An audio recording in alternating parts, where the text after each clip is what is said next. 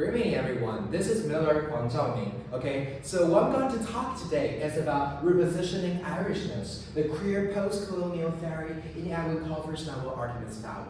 So, as we know about this novel, it's actually a child fantasy that talks about a human-fairy confrontation, okay, in the speculative narrative. So as we see, there is one evil child prodigy that from England called Artemis Fowl who wants some of the gold that have been guarded by the Irish fairy, or we say leprechauns. So he marched on his quest, go to Ireland to kidnap the fairy there, try to get some gold there. So what drives me crazy is that this is somehow a very interesting question to ask. Like, what matters to the only female fairies kidnapping in the whole story? And this is something that I want to lead you to think with me that, well, there is only one female leprechaun, one female officer in the whole system. But how does this child party choose this specific female character in the whole story about his kidnapping, for him to get his gold here? So there are three layers about the presentation of today that I'm going to lead you to think. That first layer about the colonial gaze, that a whole story talks about cats on short, Holly Short, the female fairy as a fairy. And the second one that we're going deeper is not about humans and fairies, about among these fairies, the internal structure that the gaze of sexism here on short, who as the only female fairy in the whole story. And the last part I'm going to deeper into about the Holly, about Holly Short, talking about her queer representation here as how she represent and how she demonstrate her non-normal individuality here. Okay, so about the colonial gaze, I think it's super obvious in the story that right before Artemis Fowl marched on his own quest, after he once went to Vietnam to get one of the book and which is then the book that is actually the whole system, talks about the whole system about the fairy. So he went to Vietnam to get one of the fairy to get his book. And the second kidnap is about Artemis Fowl's idea about going to Ireland to kidnap Holly Short. So we see the different choices between Vietnam and Ireland, who was once two different colonies by the European forces about the colonial gaze. So it's super obvious that here we talk about that a child party from England, about the colonizer in the history that tried to kidnap, tried to attack on those once being colonized.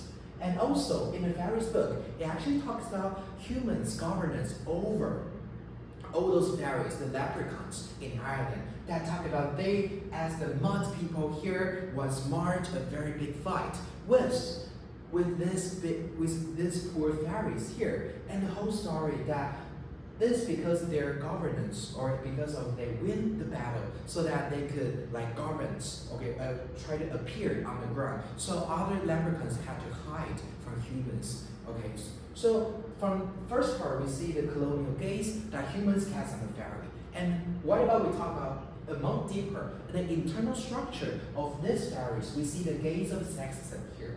So we see the whole system of the idea is actually male dominated here. So when Artemis Fowl just got Holly Short, we see two lines that he has said that brave for miss. He identified that Holly Short's specific gender pronoun about miss, talking about that, you're just under my control here. And once when he just hold Holly Short in his hand, he said, a female like Juliet or mother, that other two different with less agency character that in his own idea. So under Artemis Fowl's gaze, we see a male-dominated gaze about the gaze of sexism here. Okay.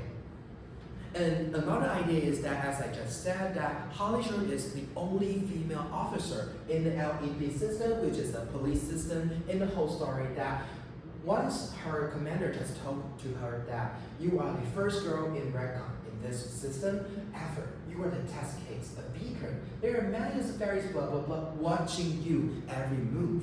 So we see watching here another gaze that casts on this female character that why she has to stand this kind of burden under the whole system of police. Why she as the only female by her own merit, she has to care about the whole system that she as the test case here.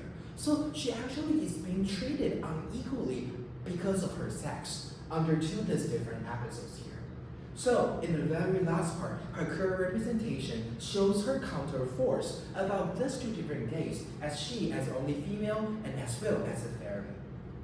So by queer here, I mean that by Judith Harbison's definition, queer is like showing an outcome of strange temporality, showing a different style of way of life for you to identify the eccentric modes of being here. So what we're going to do is to identify the norm that's being constructed throughout the whole narrative, and how Holly just being queer, meaning to counteract that norm or that average, as we talk about something about normal here. So first one about the queer body, about the size here, that when there are two different lines that the narrator talks about Holly Short's size. So first one is, but Holly was in an exceptionally bad mood. Another one is that Holly Short was Holly Short because she was only 1 centimeter below the very average.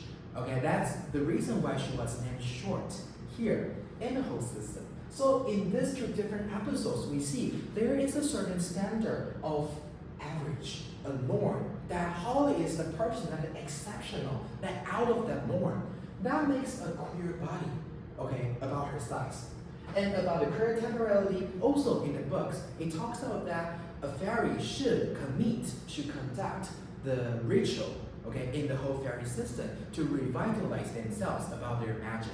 If you didn't just follow this system of ritual from time to time, you're gonna lack your magic and you're gonna like become magicless in the whole system. So if we perceive ritual as like the spot on the time, on the temporality, that it's a certain mode that a person have to, a fairy have to commit on different dots on those temporalities. So for Holly Short, she didn't commit that certain ritual for about 4 years. That's a very long time that she lives on actually queer temporality here.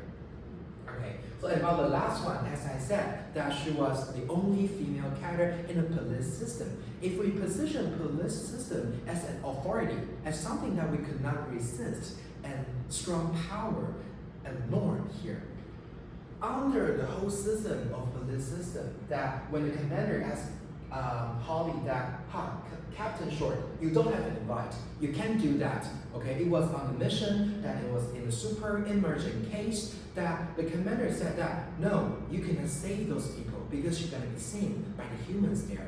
But Holly Short just said, sorry, Commander. The troll is like crazy and there are children in there. And she just marched into the scene and tried to save those children.